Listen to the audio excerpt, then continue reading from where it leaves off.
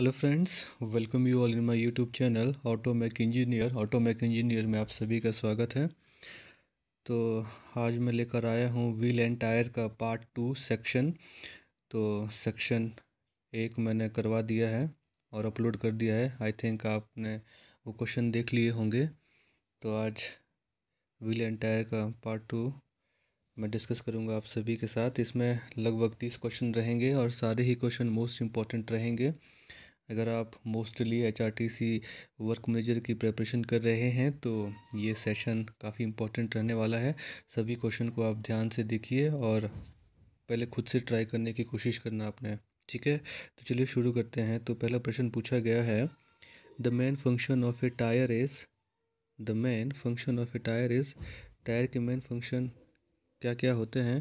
पहला ऑप्शन दिया गया है to support the vehicle weight, बिल्कुल सही है। To provide question against shock, ये भी सही है। फिर थर्ड ऑप्शन दिया है option number C, to transmit driving and braking forces to the road, ये भी सही है। तो इस क्वेश्चन का आंसर हो जाएगा ऑप्शन नंबर डी, ठीक है। ऑप्शन नंबर डी इसका सही आंसर हो जाएगा। तो नेक्स्ट क्वेश्चन है,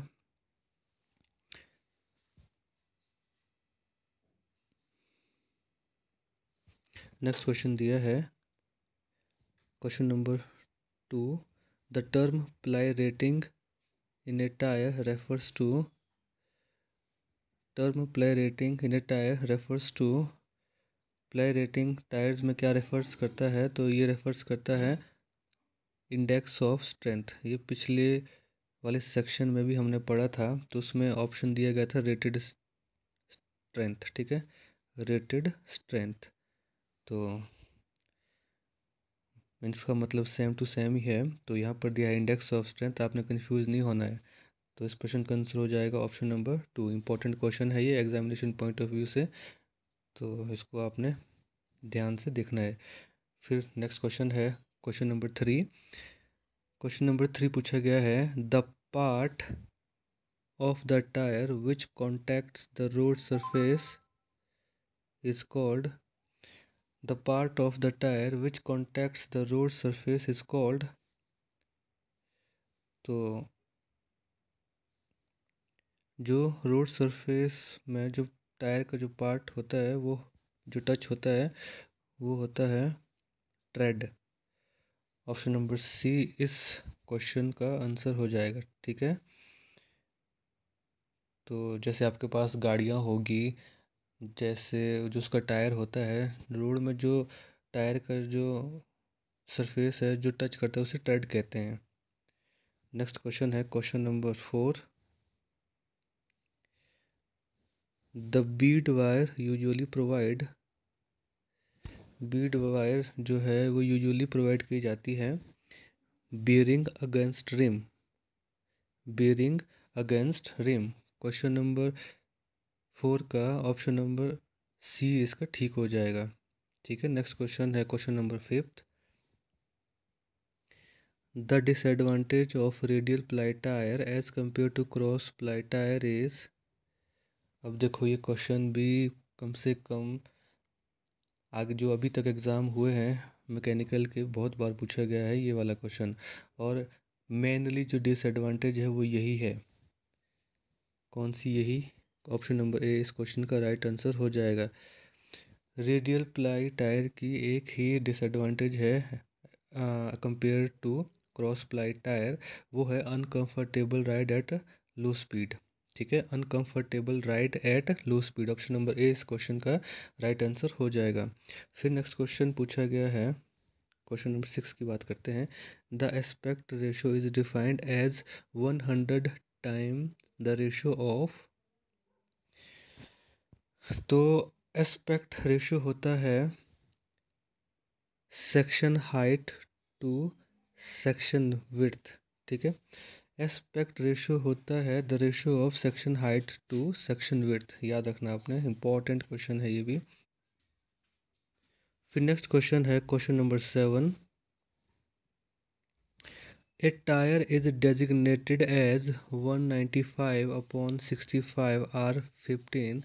The number 195 represent नंबर 195 क्या रिप्रेजेंट करता है? तो 195 रिप्रेजेंट करता है सेक्शन विड्थ को। ऑप्शन नंबर ए इस क्वेश्चन का राइट आंसर हो जाएगा। ठीक है, सेक्शन विड्थ को। नेक्स्ट क्वेश्चन की बात करते हैं। नेक्स्ट क्वेश्चन है क्वेश्चन नंबर 8। क्वेश्चन नंबर 8 में पूछा जा रहा है, a tyre is designated as 175/70 R13। The number 70 represent. इस क्वेश्चन में मैक्सिमम लोग कंफ्यूज हो सकते हैं अगर उन्होंने टायर की स्पेसिफिकेशन नहीं देखा है। तो जैसे कि आप सभी के पास अगर मैकेनिकल भाई लोग हैं आप लोग, तो गाड़ियाँ तो होगी आपके पास, उसमें ये वाला डेजिग्नेशन दिया होता है। ठीक है, टायर में देखा होगा आपने, अगर नहीं देखा है तो आप देख सकते हैं अपनी गाड़ियों में ये वाला स्पेसिफिकेशन दिया होगा।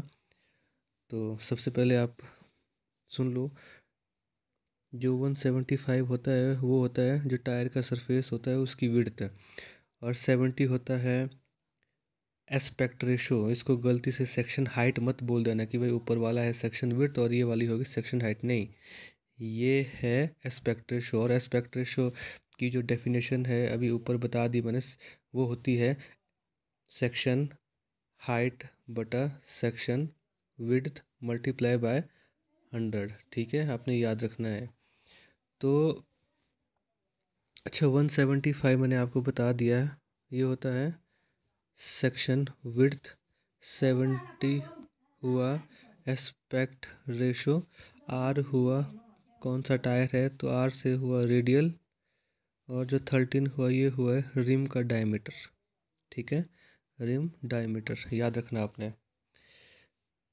तो इस क्वेश्चन का फिर आंसर हो जाएगा, क्वेश्चन नंबर 8 की बात कर रहे हैं हम। पूछा गया है कि वो जो 70 है वो क्या रिप्रेजेंट कर रहा है, तो ये रिप्रेजेंट कर रहा है एस्पेक्ट रेशो, ना कि सेक्शन हाइट। ठीक है, कंफ्यूज नहीं होना, और ये क्वेश्चन आपसे एग्ज़ाम में ज़रूर पूछा जाएगा कंफ्यूज करने के लिए। नेक्स्ट क्वेश्चन है question number 9। When A tyres wear indicator becomes visible how much trade depth remains. ठीक है, जैसे ट्रेड मैंने बताया आपको, जो टायर का जो सरफेस होता है इतना मोटा होता है वो, तो जब टायर 1.6 mm रह जाता है तो इंडिकेटर शो हो जाता है कि जो वियर इंडिकेटर शो हो जाता है टायर का। ठीक है, कि भाई अब आपका टायर चेंज करने की बारी आ चुकी है, तो तब जो ट्रेड होता है वो इतना बचा होता है, 1.6 mm लेफ्ट होता है बचा हुआ। ठीक है, तो क्वेश्चन नंबर 9 का ऑप्शन नंबर सी सही हो जाएगा। नेक्स्ट क्वेश्चन पूछा गया है, on a front wheel drive vehicle how do the tyre usually worn out.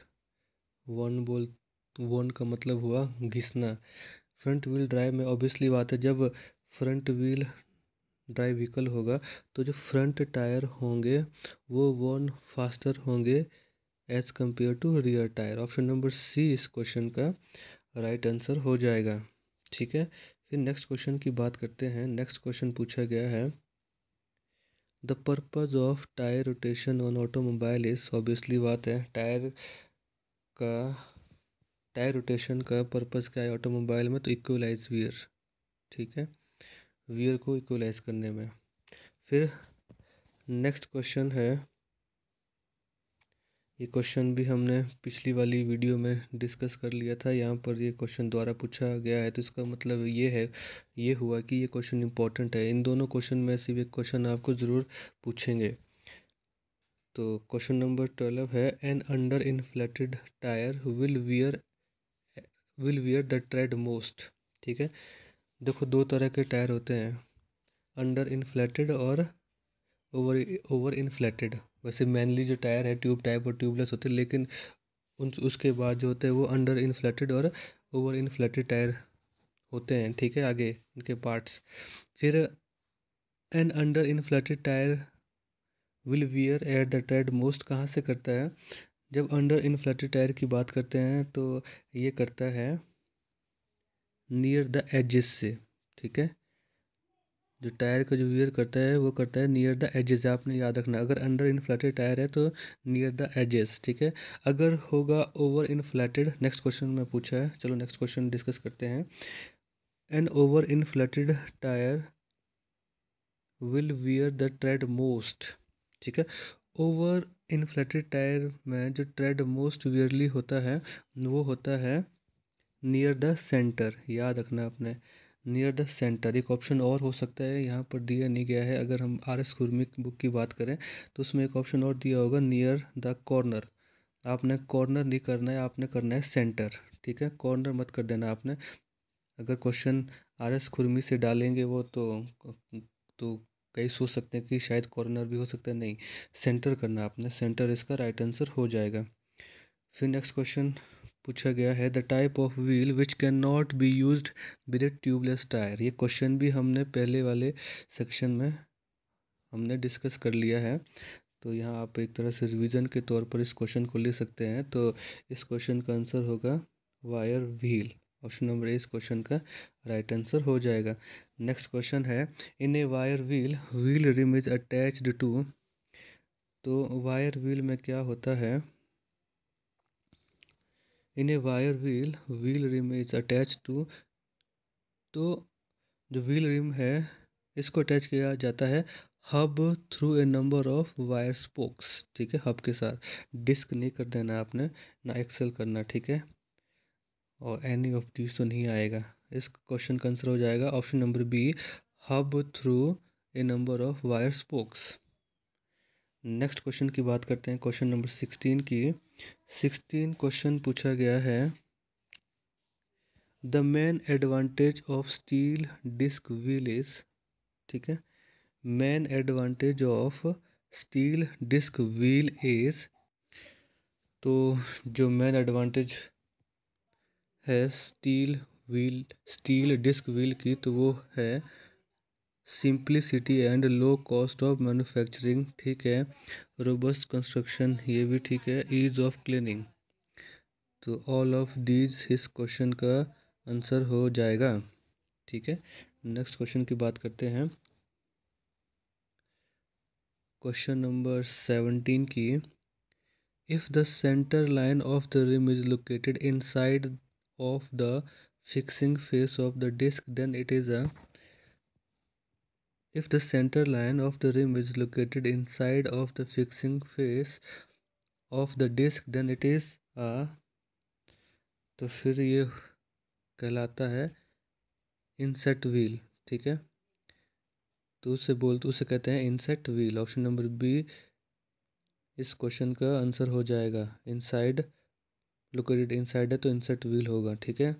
Next question है if the center line of the rim coincide with the fixing face of the disc then it is a। if the center line of the rim coincide with the fixing face of the disc then it is a। अब देखो coincide कर रहा है, अब ठीक है, क्या कर रहा है, कोइंसाइड कर रहा है। तो इस अगर कोइंसाइड कर रहा है तो इसके लिए जो ऑप्शन नंबर ए सही हो जाएगा, ठीक है। कोइंसाइड कर रहा है तो ऑप्शन नंबर ए इसके लिए राइट आंसर हो जाएगा। नेक्स्ट क्वेश्चन पूछा गया है, question number 19। A wheel whose disc can be mounted on either face to provide inset और आउटसेट। देखो यहाँ पर इनसेट और आउटसेट की बात की है, तो अब ऑब्वियसली बात है इसके लिए कौन सा व्हील इसके लिए प्रोवाइड किया जाएगा, तो वो होगा रिवर्सिबल व्हील, ठीक है। Reversible wheel option number C question number 19 के लिए सही हो जाएगा। फिर नेक्स्ट क्वेश्चन है question number 20। A wheel constructed in two parts which when securely fastened together combine to form a rim having two fixed flanges called। तो एक बार फिर से मैं इस क्वेश्चन को रीड करता हूँ। A wheel constructed in two parts which when securely fastened to together combine to form a rim having two fixed flanges is called, तो इसे कहते हैं divided wheel. Option number D इस क्वेश्चन का right answer हो जाएगा। ठीक है, टू फिक्स्ड फ्लैंजेस होंगे इसमें, तो इसे कहते हैं डिवाइडेड व्हील। फिर नेक्स्ट क्वेश्चन है, in heavier vehicle the wheel rims used are, in heavier vehicle the wheel rims used are, तो हैवियर व्हीकल में जो व्हील रिम है वो यूज़ किया जाता है फ्लैट रिम्स। ठीक है, ऑप्शन नंबर डी इस क्वेश्चन का राइट आंसर हो जाएगा। फिर नेक्स्ट क्वेश्चन पूछा गया है, question number 22, in heavier vehicles tubeless tyre can not be used because. अब आपको पता ही है कि जो बड़ी बड़ी गाड़ियाँ होती है, चाहे हम बस ले लें, चाहे ट्रक ले लें, चाहे मतलब जो कमर्शियल गाड़ी होती बड़ी बड़ी, तो इसमें कभी भी ट्यूबलेस टायर का यूज़ नहीं होता है। ठीक है, तो क्यों नहीं होता है? क्योंकि रिम फ्लैट होते हैं, flat rims are flat based and they are air tight. ठीक है, और एयर टाइट होते हैं वो। ये इस क्वेश्चन का आंसर हो जाएगा। ऑप्शन नंबर इस क्वेश्चन का राइट आंसर हो जाएगा। फिर नेक्स्ट क्वेश्चन पूछा गया है, नेक्स्ट क्वेश्चन है क्वेश्चन नंबर 23। क्वेश्चन है, the aluminium and magnesium alloy are used in construction of. ठीक है, aluminium and magnesium alloy are used in construction of. अब देखो, एल्यूमिनियम और मैग्नीशियम अलॉय हम यूज़ करते हैं किसकी कंस्ट्रक्शन के लिए? अलॉय व्हील के कंस्ट्रक्शन के लिए। ठीक है, जो बड़ी बड़ी गाड़ियाँ होती हैं अब उसमें ज़्यादातर अलॉय व्हील ही यूज़ करते हैं। जैसे अभी हमारे पास जो पुरानी गाड़ियाँ हैं, ये सिर्फ स्टील के ही बने होते हैं। ठीक है, ये ज़्यादा अट्रैक्टिव नहीं होते हैं। जो अलॉय व्हील होते हैं, जो एल्यूमिनियम और मैग्नीशियम से बनते हैं, तो ये ज़्यादा अट्रैक्टिव दिखने को भी मिलते हैं, अट्रैक्टिव देखने को लगते हैं। और क्या करते हैं, ये अनस्प्रंग मास को भी ये क्या करते हैं, उसको रिड्यूस करते हैं। ठीक है, तो क्वेश्चन नंबर 23 का राइट आंसर हो जाएगा option number C, alloy wheel. ठीक है, नेक्स्ट क्वेश्चन है,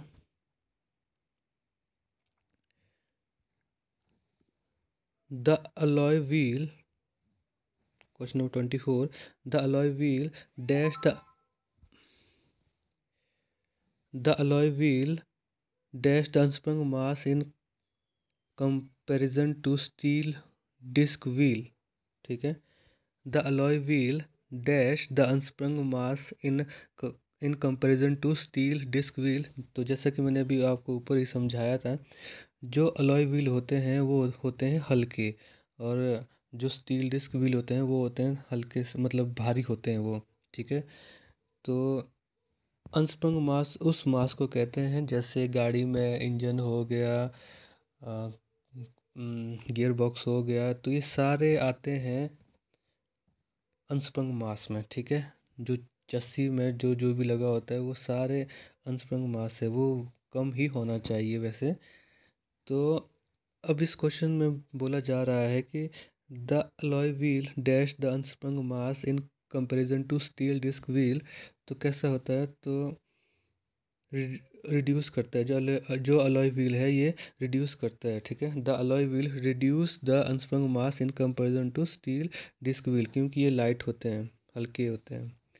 ठीक है, और ज़्यादातर आपको पता है कि पिछली वीडियो में बताया था मैंने, अलॉय व्हील जैसे जो मैग्नीशियम व्हील है ये स्पोर्ट्स कार में ज़्यादातर यूज़ होता है।